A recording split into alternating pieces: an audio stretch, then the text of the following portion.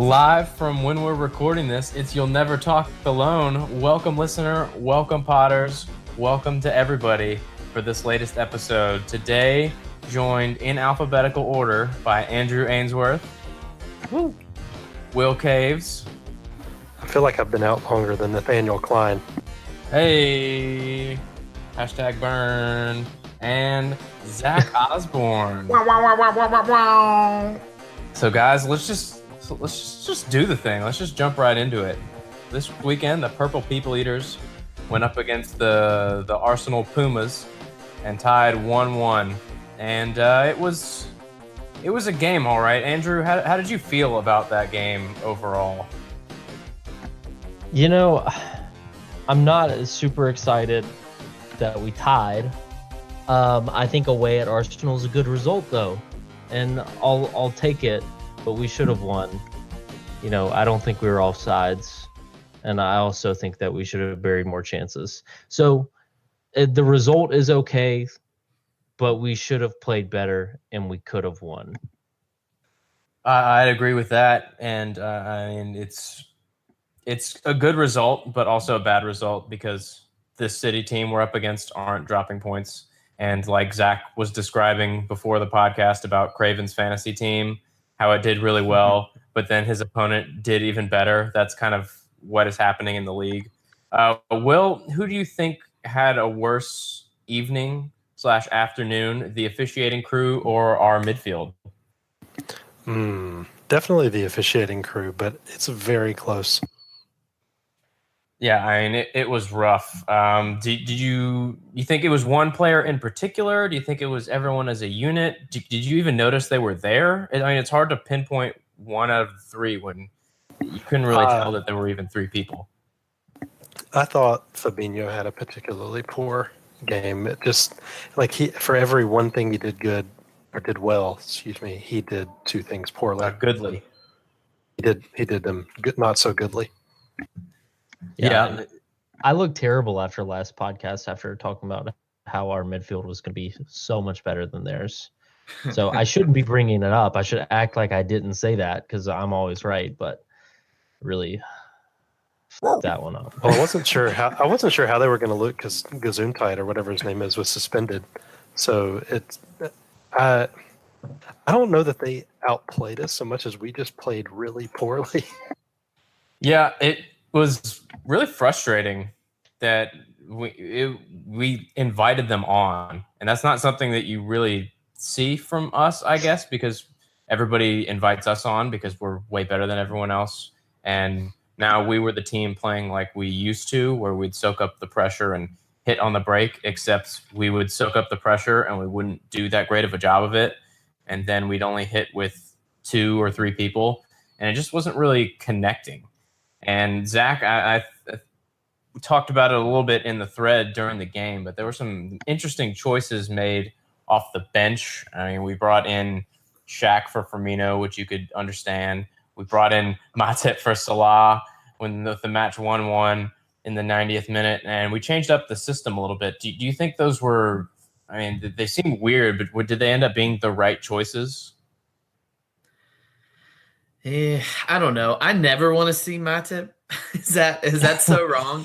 And Amen. When he's there's a moment when he's standing, on the touchline getting ready to come into the game, and he looks physically in pain, as if like the decision to put him in has pained him, and I felt the same. I felt it was a phantom pain.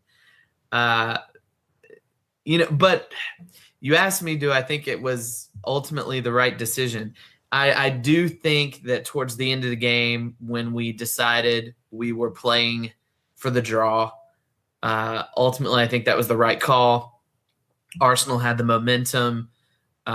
They looked like they were the more dangerous team by a pretty wide margin, and I think it was wise. It didn't feel good in the moment, but given the narrative of the game, I think it was wise to sort of switch up our strategy and try to see out the draw. And it's very rare that you'll hear me take the optimistic point of view and say, like, it's objectively a good result. If you had offered me a point away at Arsenal, I would take that every day. But that's very much my attitude on this match.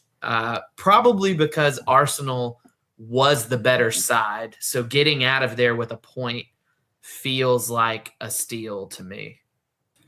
I agree, and it's a bit of a shame for our season prospects that Arsenal didn't play Chelsea and Man City kind of at this point in the season, because I feel like they would have given them a much bigger run for their money. Will, I'll bring it back to you because we've talked about the defense a lot, how good they've been. This game we saw that they played defense because neither of them can shoot, especially our center backs. Unfortunately, Virgil could have had a center back. Virgil could have had a center back by himself. He could have had a hat trick by himself.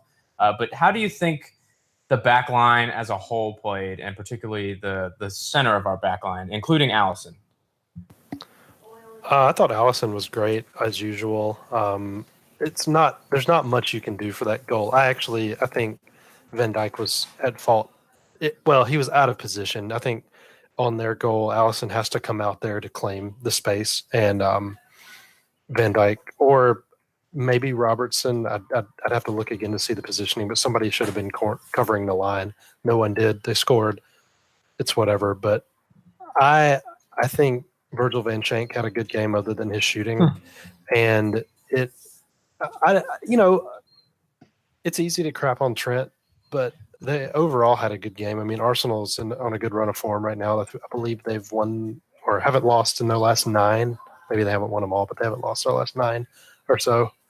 And it was just a really good performance, I feel like, to shut them out like that. It's pretty standard to what we've been seeing, except for maybe from the right back position. Yep. I mean, they did about as well as they could, especially towards the end with them throwing on every attacker that they had. And while the midfield was a little non-existent, they were completely outnumbered because they were having 4, sometimes 5 people get into that area. But you touched on something that we'll get to in a little bit about Trent. But Andrew, I'm sure you've noticed as well that teams are starting to exploit the space behind our fullbacks a little bit more. And do you think we have what it takes right now to keep playing in the style the way we're playing, but also cover for that? Or do we need to change the system a little bit to make sure that we're not being left open and relying on Joe Gomez and Virgil van Dijk to bail us out a little bit?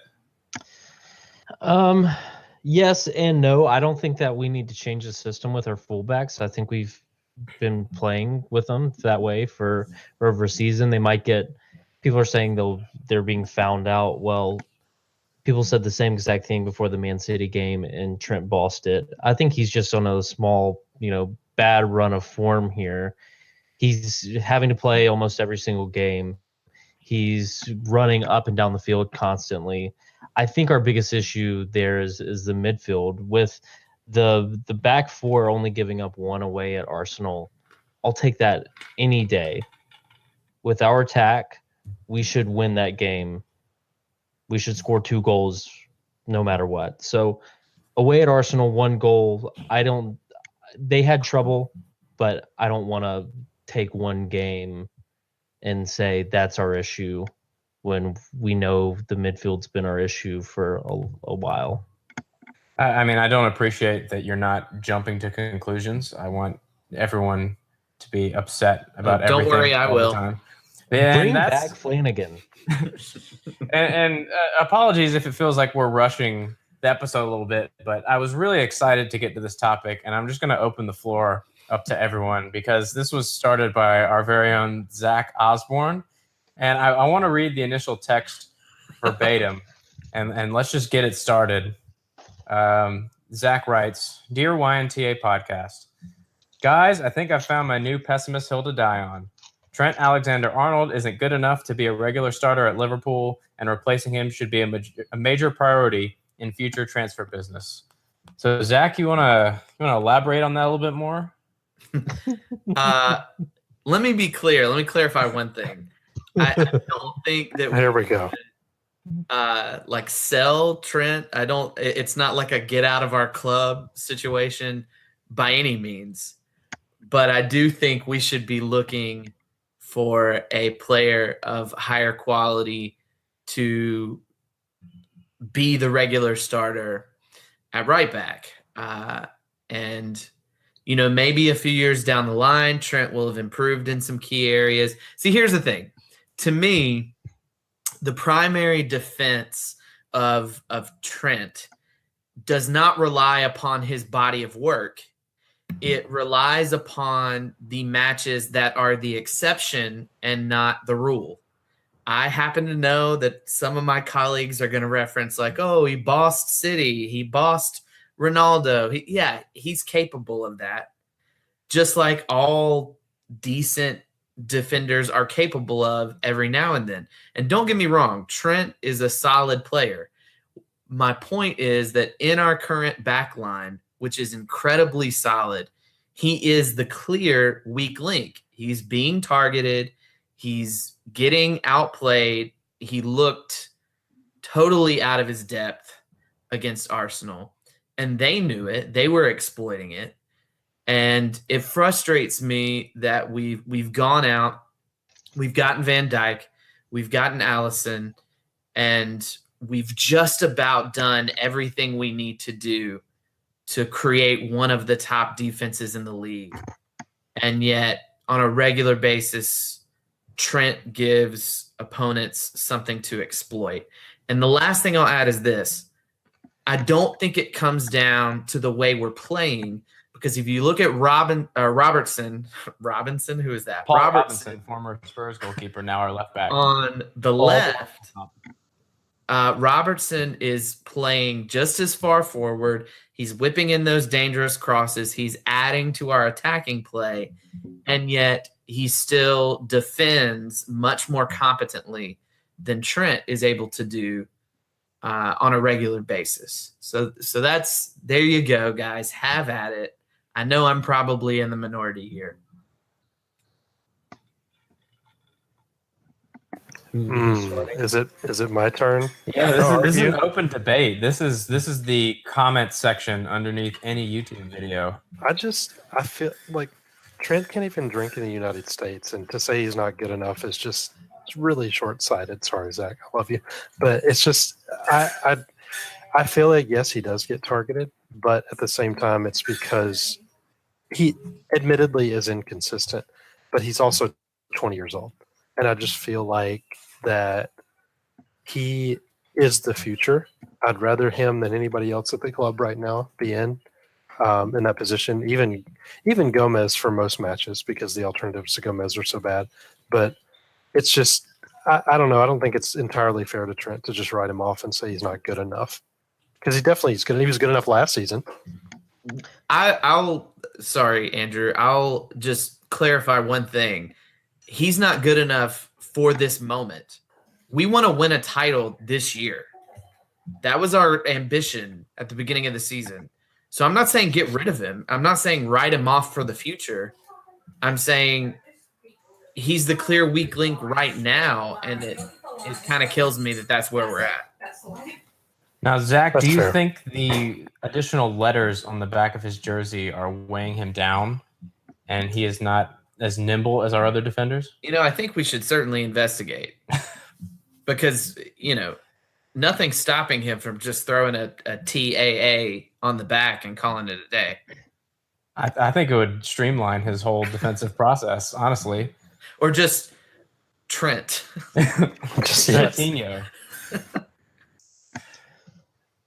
I don't even want to say like he's 20 years old, just because if he's only 20, obviously he's got time to improve. But if you're saying you want the best player in, isn't the stat like since we signed Van Dijk and we have this defense in the Premier League, we've only given up, or we have like the least goals scored against us, like 16 since last January in the Premier League? I mean, we have the best defense in the league already. So, like, why should we spend money to replace someone that's in the best defense in the Completely league agree. since January. And even if we were to do that, why wouldn't we spend the money somewhere else? Or someone has to be targeted. It's going to be the weak link. There's always going to be a weak link. If we sign the best left back in the world, then either Andy or Gomez is going to get targeted. Someone's going to get targeted, no matter what. See, I'll jump to Zach's defense a little bit here. I mean, I agree with pretty much everything everybody said. He's young. It's all coming at him really fast. I mean, he went from youth team player to starting in a Champions League final and going to the World Cup semifinals in the span of a year. I mean, he is a little inconsistent, and he sometimes is the weak link in our defense. But I definitely do not want to see him taken out of the team completely. But it would make sense to have more of a rotation option with him, not to alternate A and B type of games, but when needed, someone to give him a break. Because as we've seen, he's not fit enough. I don't want to say he's not fit, but we don't play him every game. We have tended to rotate him. We did more so last season, but we've done it this season. And I personally don't want to see Joe Gomez be the cover for that, because I want Joe Gomez to get those minutes in the center, because that's where he is showing to be a specialist. That's where his future lies. That's where we want him to be getting used to reading the game and understanding the game and partnering with Virgil van Dijk, because that partnership has blossomed into something beautiful and wonderful. But if we're not going to play Nathaniel Klein ever, if we're going to leave him to reality TV or just unfortunately stick him in the reserves, would like to see us move him on, get whatever we can for him, and get someone in who maybe not is top class, but is certainly competent enough to fit into this back line well and offer us something that we can count on when Trent is having a dip in form or is having the troubles that a young kid has when he's breaking into one of the best teams in the world.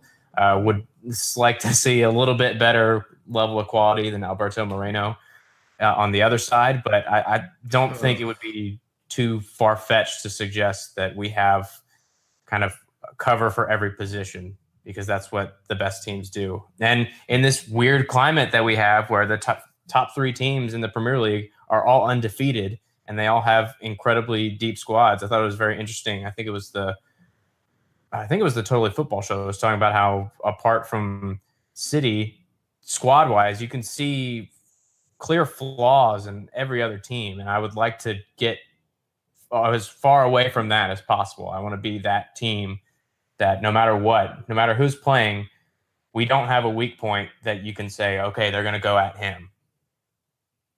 Well, and here's another thing I'll add is, if your solution to alleviate my concerns about Trent is to play Gomez more often and have Dejan Lovren coming in more often at center back, then like I retract everything I've said. Like, I love you, Trent. Stay in the team.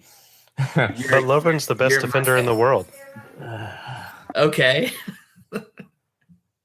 He said it himself. It's not my opinion. It's his. Yeah, I've just, I feel like Lovren has just been doing some great work this season, just really contributing to our bench. I've enjoyed that. I will say about Lovren that he does play up to the level of and down to the level of the competition. A lot of times, no, that's not 100% correct, but he will shut people down. Like he played really well in the Champions League last season. He's played really well against City in the past, really well against the top tier teams, and he has had his howlers, yes, but he is, if we know a team's going to target Trent, I don't mind shoving Gomez out there and sticking Lovren in for a big game. He's going to goof, but maybe if you reduce his appearances, you also reduce his opportunity to goof. So maybe that's part of it. But I don't know. I don't love Gomez out there, but I don't see us find a right back anytime soon. Well, we did buy a right back for our youth team, so maybe he'll pull a Trent and get promoted, but that doesn't really solve the problem of not having a young, inexperienced right back.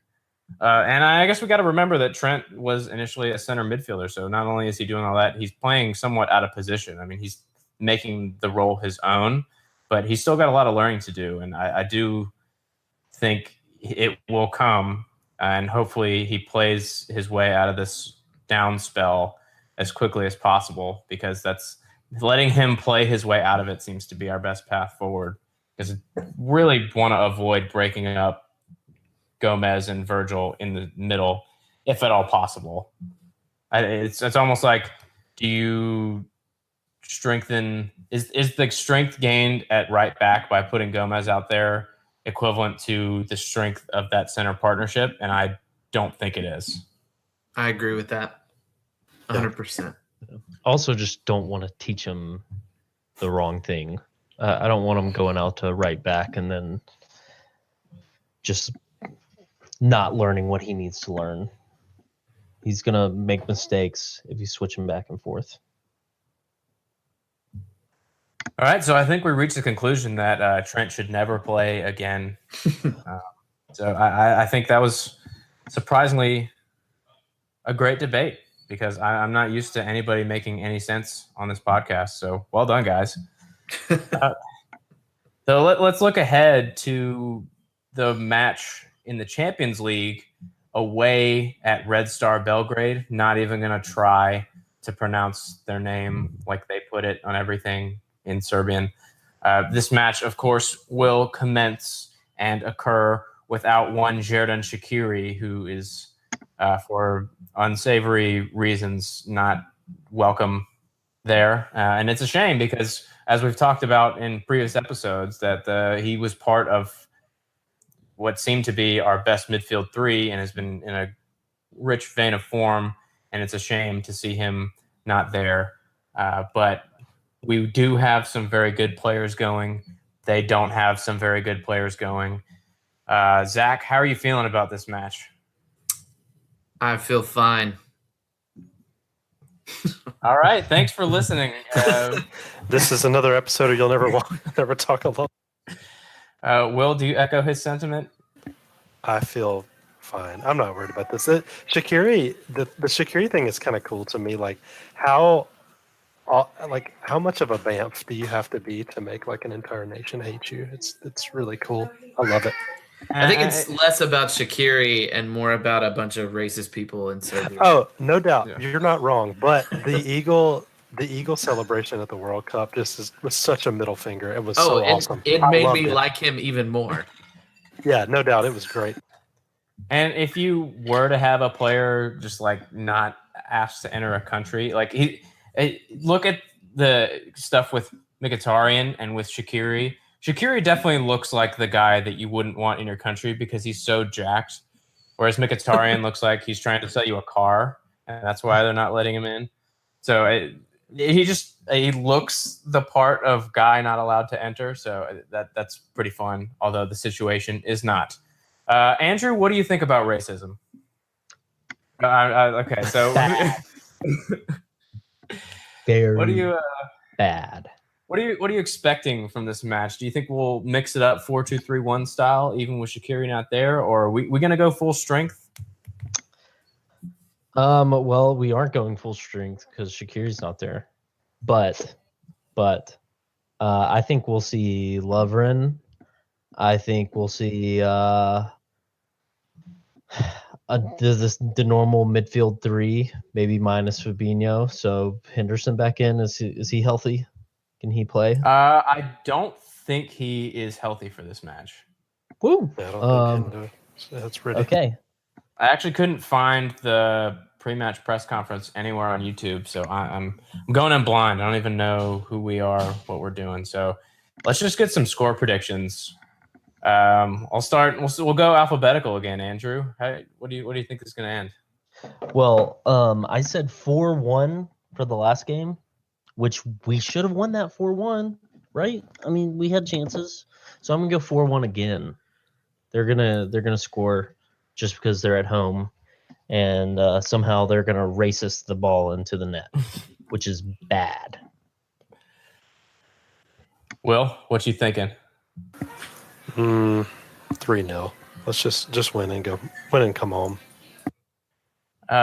Zach, are you feeling as confident? And if Trent scores, will you celebrate?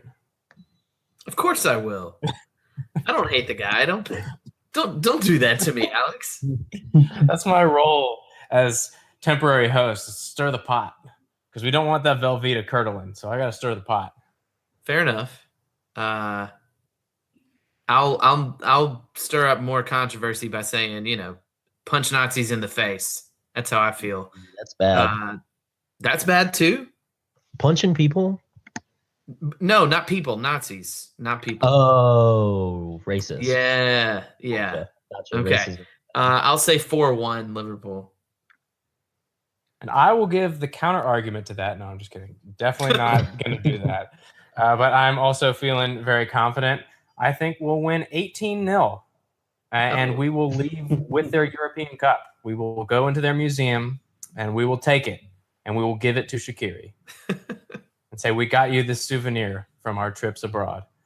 Do you think anyone on our team, if they score, they'll do the Eagle celebration? Is anyone bold enough in solidarity? So I saw it, and it made me laugh for like 5 minutes.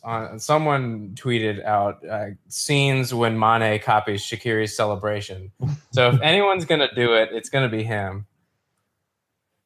I know it's a terrible idea, but part of me wants it. I guess we're lucky because we don't have someone like Axel Witsel, who does that celebration. I don't think it has anything to do with any of that, but he does the double eagle celebration when he scores. So I wonder what would have happened had he been there and scored and done it not meaning anything. But I'm sure he would know. I mean, I feel like that's something you like pull him aside and say, "Hey, Axel, maybe don't do this today. Don't get murdered." He'll be like, "What? I don't speak English." And that'll do it on that high note. It won't. Because we got to celebrate. James Milner scored his 50th Premier League goal this weekend. How can I forget the James Milner fact of the week? I mean, I guess that could be the fact of the week. I didn't have one prepared, but I just wanted to say congratulations, James. I know you listen, long-time listener, first-time submitter, commenter guy underneath below. So thanks for listening. Goodbye. You're never boring to us, James. What a man. What a man.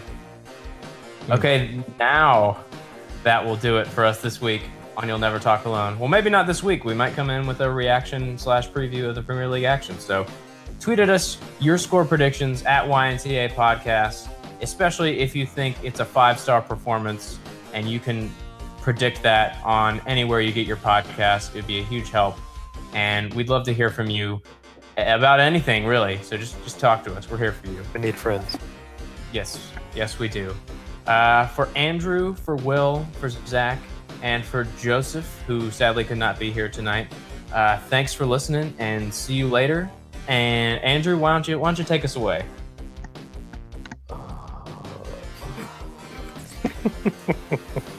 Thank you, James Milner.